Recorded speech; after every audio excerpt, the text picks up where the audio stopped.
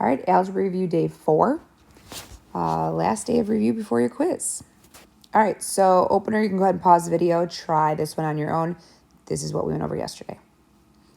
All right, so graph the function and find the requested information. Plot at least 3 points.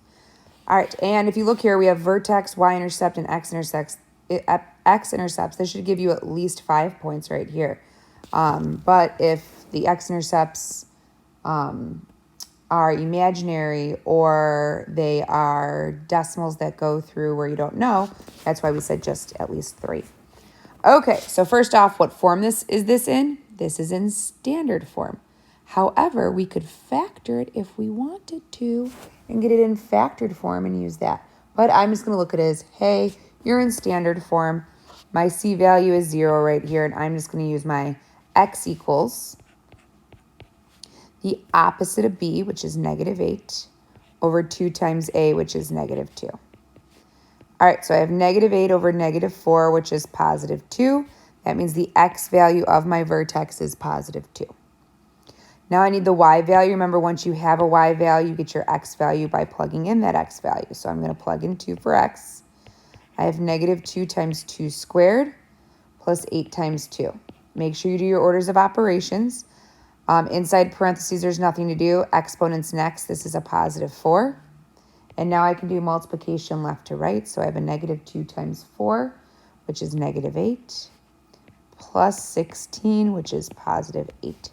So I have the point 2, 8 as my vertex. 2, 8. If you look, this is a downward facing because the lead coefficient on my x squared is negative. So this is going to be downward. So let's just, even if I did a sketch right here, right, you are going to have 1, 2 x-intercepts, okay? They might not be nice, but they're not imaginary. All right, next, my y-intercept, 0, something, 0, something. So let's plug in 0 for x and see what we get, f of 0. If I plug in 0 here, I get 0. If I plug in 0 here, I get 0, and I just get this number, which is 0. So it is 0, 0, after all that talk. All right, 0, 0. Now remember, we have an axis of symmetry going right here. So if I reflect the point over that, I also have a point at 4, 0. So far I have 3 points. I could, make my parabola and then just find my x-intercepts. If you notice, you already have your x-intercepts. There's 0, 0, and 4, 0. But let's say I didn't notice. And I'm going to find them algebraically. So I know that there's 2 of them because of the way my graph looks. I'm going to set y equal to 0 and solve. So I have 0 equals -2x squared plus 8x. All right. So I look at this and I say, okay, can I solve by square rooting? No, there's an x squared and an x. Can I solve by factoring? Look for a GCF. There is a GCF. Both of these terms have an x in common, and they also have a -2 in common. So I'm going to factor a -2. And the reason I'm using the -2 is because the lead coefficient's negative, and I'd like to get rid of that. Not rid of that, but I would like to factor the negative out. All right, so we said we're going to factor a -2 out and an x out of each term. That gives me a +x and a -4 here. Now I can set each factor equal to 0 and solve.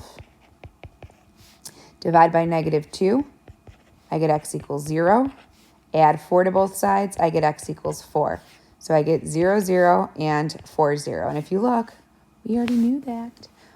All right, so we can go ahead and make our downward-facing parabola here and put arrows on the end to show that it goes on forever and ever.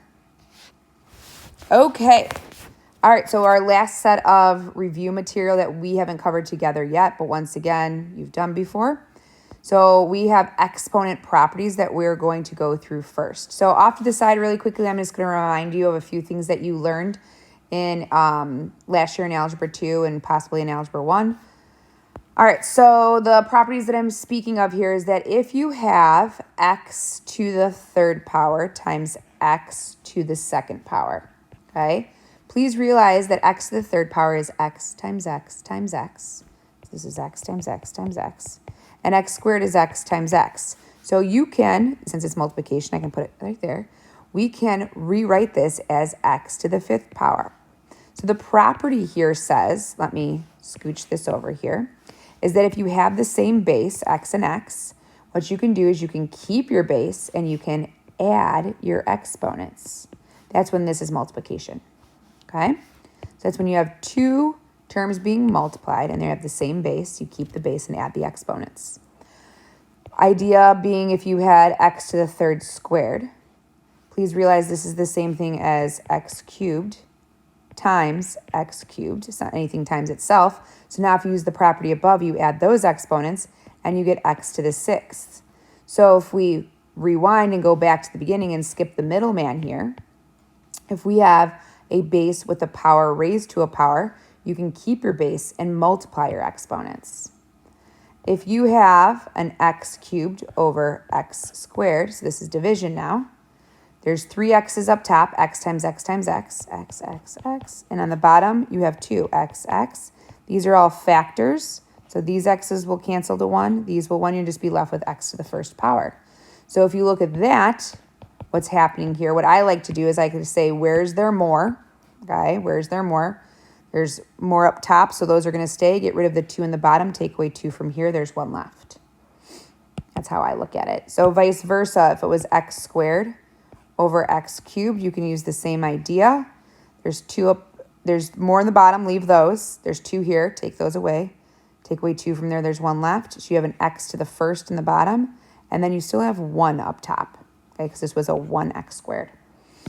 All right, let me think of anything else that you would need to know. Oh, yes, I remember.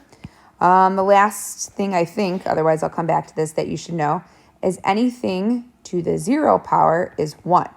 Why is that? Let's look at that division rule again. If this was x cubed over x cubed, these would cancel with these, and this doesn't simplify to 0, this simplifies to 1, right?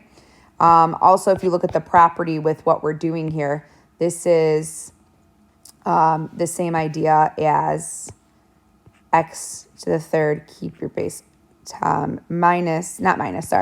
you just subtract the exponents. X cubed, x to the 3 minus 2 power. Okay, and there is one other thing that you have to know, and that is if you have negative exponents. So if I have x to the negative first power, we can't have negative exponents, so what we do is we create a denominator and we bring that down to the denominator, so it becomes x to the first in the numerator, and that's over 1. So a real quick example, if you had x to the negative third over y to the negative fourth, that's the same thing as the x to the negative third would go to the denominator, become x to the positive third. The y to the negative fourth would come up top to be y to the fourth. All right, so knowing that information, this should be a breeze, I think. All right, so first off, we have some parentheses here, so it means multiplication. I want to look to see if there's any exponents on the outside, and there's not. Like there's one right here is what I mean by that. So what I can do is I can just say this is all multiplication here. I'm going to multiply my coefficients. 2 times 5 is 10. This is an x to the third times an x to the first. So that's x to the fourth. And this is a y to the first times a y to the fourth, which is y to the fifth. And that's it. All right, over here, we have division. So I'm going to start by dividing the coefficients. I have 3 divided by 9. Or I can just look at it as simplify 3/9. 3 goes into itself once. 3 goes into 9 3 times. All right, for my x's, I have 3 up top and 8 on the bottom. So I'm going to let the 8 stay. I'm going to get rid of all 3 up top. So an x times x times x. And that means I have to get rid of 3 from here. So now there's only 5 left. Y to the 6 stays. Get rid of y to the second. Take away 2 from here. And that's y to the fourth. So now I'm going to write down what I have left. I have y to the fourth in the numerator. And I have 3x to the fifth in the denominator. All right, next one. So notice the difference between this one and the first one. I do have this whole thing squared. So what I have to do is I have to go ahead and square everything on the inside, okay? So I'm going to square the 3, square this, so on and so forth, okay? So I have 3 squared, which I can automatically rewrite as 9. I have x to the fourth, oops, I forgot the fourth power, x to the fourth squared, which is x to the eighth, so on and so forth. So I'm just going to go ahead and square each of those. 3 squared is 9. X to the fourth squared is x to the eighth. Y to the fifth squared is y to the 10th, because it's y to the fifth times y to the fifth. Z to the 0 is 1, right? Anything to the 0 power is 1. 1 squared is 1, so I don't even have to write that down. And then I have times 2xy cubed. So now it's just like the first one. I'm going to multiply my coefficients. That's 18. X to the 8th times x to the 1st is x to the 9th. Y to the 10th times y to the 3rd is y to the 13th. All right, the last one in this section, I'm going to simplify my coefficients first. So 10 over 2 simplifies to 5, or I can say 2 goes into itself once. 2 goes into 10 5 times. All right, looking at my x's, I have 8 up top, -3, and then, sorry, I have 8 in the bottom, -3 up top. I can't have a negative exponent. So right away, I'm going to say I can't have an x to the negative third in the numerator. I'm bringing down x to the third into the denominator. So now notice I have 8 and 3, which is 11 total, which I can take care of when I'm writing my final answer. All right, if you look at your y's, I have negative in the numerator, negative in the denominator. I can't have that. So I'm going to get rid of this negative in the denominator, and I'm going to bring y squared up here. But then I got to get rid of the negative in the numerator and bring the 6 down here. Is there other ways of doing this? Yes. I just think this is the way that is going to make the easiest for most people. All right, so now if I look at this, this is x to the 11th. And now I still have y's in my numerator and in my denominator. So I have more in my denominator. They stay. Get rid of the ones in your numerator. Take away 2 from there, and there's only 4 left. Okay, so let's write down our final answer. I have a 5 in the numerator. And then in my denominator, I have x to the 11th, y to the 4th. All right. Okay, so it looks like the last thing that we're working with is rational expressions. We're going to just simplify a rational expression, which just looks like a fraction. We're going to simplify that. Then we are going to multiply and divide them, and then we'll add and subtract them. This is all stuff you learned with Algebra 2 with trig. Okay, so first off, to simplify. So I'm going to do a sidebar really quickly. When you simplify 5/10, what does that simplify to? A half, right? No one thinks anything, doesn't think twice about it, right? You're just like, oh, that's a half. But here's why. When you're doing this, you're actually breaking it down into its prime factorization. So 5 breaks down into 1 times 5. 10 breaks down into 1 times 2 times 5. And now since the numerator's factored and the denominator's factored, you can simplify any common factors to 1. So this is 1 over 1 simplifies to 1. 5 over 5 simplifies to 5. So what you have left is 1 in the numerator, because we're not going to say 0, right? There's still 1 up there. And then 2 in the denominator. It's a half. But notice what we did first is that we factored. This is how you were taught when you were first taught this, believe it or not. So to simplify these more complicated fractions, you have to realize you have to factor to simplify it, because only common factors, air quote, cancels out, okay? Really, instead of saying cancels out, you should be saying simplifies to 1. All right, so what I'm going to do is I'm going to factor my numerator. No GCF, trinomial, so I'm looking for 2 numbers that multiply to give me -2 and add to give me -1. That's -2 times 1 divided by the lead coefficient of 1. So this factors to x minus 2 times x plus 1. My denominator, no GCF, but it's a difference of squares. 2 sets of parentheses, xx, xx, and then +2, -2. So x minus 2, x plus 2. Now, since it's factored, I can look for any common factors. X minus 2 and x minus 2 are common factors. So I have an x plus 1 in the numerator and an x plus 2 in the denominator. Please don't try canceling out the x's and saying this simplifies to a half. It does not. This is a factor. It only cancels with x plus 1. Okay, moving on to the next one, same idea. Looking at my numerator, there's no GCF. It's 2 terms. It's not a difference of squares. It's not a difference of cubes. It's not a sum of cubes. Therefore, it's its factor that it's going to get, meaning it's not factorable. The denominator, I look for a GCF. There is a GCF of 5, so I'm going to factor it out, and that's an x minus 3. And now if you look, you do have common factors. This is an x minus 3, and in the denominator, I have an x minus 3. The x minus 3's cancel. And I'm left with not nothing over 5, 1 over 5, 1/5. Okay, moving on, we are going to multiply or divide. So in order to multiply, what you have to do is you have to factor everything. Once again, cancel out or simplify anything to 1. And then whatever's left over, that's your answer. All right, so we're going to do one term at a time, or it's not one term at a time. One numerator, then denominator, numerator, denominator. All right, so I'm going to look at this numerator first right here. And I'm going to say, okay, is there a GCF? There is. There's a GCF of 2. So I'm going to factor that out, and I get x minus 3. Look at the x minus 3. It's a linear binomial, meaning it's not factorable anymore because I took out the GCF. All right, let's look at the denominator. I have an 8x. I could say 8x is not factorable, but technically it factors to 2 times 2 times 2 times x. But I'm okay with everyone saying it's not factorable. We can just say it's 8 times x. All right.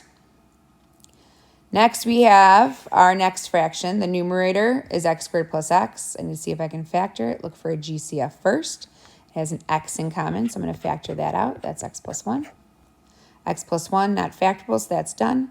And then I need to factor the denominator. All right, so I'm looking for two numbers that multiply to give me negative 3 and add to give me negative 2. So that's x minus 3 times x plus 1. Let me double check my work there. Negative 3, negative 2. Yes. Okay, so now it's multiplication. So if I were to multiply these two fractions right now, okay, then it would just turn into one big fraction. So now I can go through the step of saying, all right, are there any common factors from numerator to denominator? An x plus 1 and an x plus 1. An x and an x. You might be saying, wait, isn't that an 8x? It's an 8 times x. That means 8 is a factor and x is a factor. I have a x minus 3 and an x minus 3. And then I have a 2 over 8, which is simplifiable. 2 goes into itself once. 8 goes into itself 4 times. 1/4. Does everything always simplify so nice? No. Hardly ever. Okay? All right, let's go ahead and do the next one. The next one's division. Okay? We don't divide by fractions. So instead what we're going to do is we change it to multiplication, but then we have to flip the second fraction. Okay? We multiply by the reciprocal is what it's called. All right, so I'm just going to go through step by step and factor again. This is a difference of squares. That factors to x plus 3, x minus 3. All right, I have to factor the next denominator. So I'm going to look for a GCF first. There is no GCF. So now I'm going to factor it. I need to do a times c. So make sure you're not putting a 3 up here because it's not 3, it's 6. A times c, this is 7. That's a 6 and a 1. Make sure you divide by the lead coefficient of 2. Simplify your fractions. 1 over 2 is not simplifiable, but 6 over 2 does. It simplifies to 3 over 1. So my two factors are this is an x plus 3 and a 2x plus 1. All right, remember we're turning this into multiplication. So what I'm going to do is I'm going to factor the the denominator, and I'm going to put it in the numerator, okay? So first thing I look for is a GCF. There is a GCF of 4. That's times x plus 5. And now I'm going to factor the numerator, this numerator, and put it in the denominator. All right, so there is no GCF. I'm looking for two numbers that multiply to give me a times c, which is negative 15. Add to give me 2. That's 5 and negative 3. Divide by a, which is 1. So that's x plus 5 times x minus 3. Just like the last one, this is multiplication, so this becomes one big fraction here. So any common factors from numerator to denominator can be simplified to 1. X plus 5 and x plus 5. X minus 3 and x minus 3. X plus 3 and x plus 3. And that's it. So I have 4 over 2x plus 1. Please don't simplify the 4 with anything. There's not if there was like a factor of 4 right here, we can cancel them. Or if there was a factor of 6, we could simplify it. But there isn't. That's a 2x plus 1 is itself a factor. You got to leave it. All right, last but not least, we have adding or subtracting rationals. Remember, rational is just a fancy word for fractions. All right, in order to add or subtract two fractions, you need a common denominator, okay? So if sidebar 1 again, if I was trying to add 1/2 plus 2/3, I would need to get a common denominator, and I would want the least common denominator. The least common denominator of 2 and 3 is actually 2 times 3, which is 6. So I'd want them both to be a 6. So I'd say I want this to be a 6 and this to be a 6. In order to get a 2 to be a 6, I'd have to multiply by 3 and multiply this by 3. That becomes 3/6. To get this to become a 6, multiply by 2 and multiply by 2. That becomes 4/6, and my answer would be 7/6. Same idea here, okay? So first thing we want is we want our LCD, our least common denominator. So our least common denominator, first check to see if your denominators are factored. This is not factorable, not factorable. So since it's not, those are my two factors, an x and an x minus 2. All right, so that's what I want each of my my denominators to be. This already has an x minus 2. It needs the x, so I'll put an x here. This already has the x. It needs the x minus 2. Now, don't forget to multiply the numerator by that also. So I multiplied by an x here. I need to multiply by an x here. I multiplied by an x minus 2 here. I need to multiply by an x minus 2 here. All right, so now I'm going to write down, I like to, instead of writing this denominator twice, I like to write my denominator once. It's x times x minus 2. And now I'm going to write all of this in my numerator. So I have a 4x, and then I have a plus 2 times x minus 2. I'm going to distribute this now, this plus 2 right here, so that I can save myself a step. So that becomes plus 2x minus 4. Now in the numerator, I can combine like terms. I have a 4x and a 2x, which is a 6x minus 4, all over x times x minus 2. All right, so I'm either going to be done or the numerator is going to be factorable and common factors will cancel. So let's see if our numerator is factorable. There is a GCF of 2, and I get 3x minus 2 over x times x minus 2. But if you look, nothing cancels out. So this can be my final answer. Either one actually works, but it's less work just to give the first one if it's not factorable. All right, last one. Okay, so same idea. We need an LCD. In order to get an LCD, the denominators have to be factored. These denominators are not factored, so let's factor them. We're looking for two numbers that multiply to give us 6 and add to give us 5, which are 3 times 2, 1, 1. So this becomes, I'm going to cross it off because I don't need it anymore, x plus 3 times x plus 2. And my second one is a difference of squares, x plus 3 times x minus 3. All right, so now I'm ready to get my least common denominator. So I'll start with this one right here. I need an x plus 3 and an x plus 2. So I'm going to write down I need an x plus 3 and an x plus 2. Okay, so this covered, right? So now I go over here and I say I need an x plus 3. I already got an x plus 3. I need an x minus 3. I don't have that yet. Okay, so notice I can get this to be this, and I can get this to be this. So if there's anything that you need extra, you have to add that in. Well, multiply that in, I should say. All right, so let's look and get both of our denominators correct. So this has an x plus 3 and an x plus 2. It still needs an x minus 3. So I'm going to multiply this by x minus 3. That means I have to multiply this by x minus 3. All right, this one has an x plus 3 and an x minus 3. It has this and this. I still need this. So it needs an x plus 2 and an x plus 2. All right, so once again, I'm going to make one big fraction. I'm going to write down my denominator, x plus 3 times x plus 2 times x minus 3. And then I'm going to write down my new numerator. So like before, I'm going to save myself a step and I'm going to distribute this. 3x times x is 3x squared. 3x times negative 3 is negative 9x. Save myself a step again and distribute this negative 2. Negative 2x. Negative 2 times positive 2 is minus 4. All right, combine like terms in the numerator. So I have 3x squared minus 11x minus 4 all over x plus 3 times x plus 2 times x minus 3. Now I should check to see if the numerator is factorable. There's no GCF. I'm going to say I need two numbers that multiply to give me negative 12, right? A times C, 3 times negative 4, and add to give me negative 11. So this is factorable. Negative 12 times 1. Divide by my lead coefficient, which is 3. Divide by my lead coefficient, which is 3. So this simplifies to negative 4 over 1. So this becomes an x minus 4, and this is a 3x plus 1, which nothing cancels. So therefore, I can just leave my original answer. Okay. All right, that's it for today's notes. You can go ahead and get started on the homework.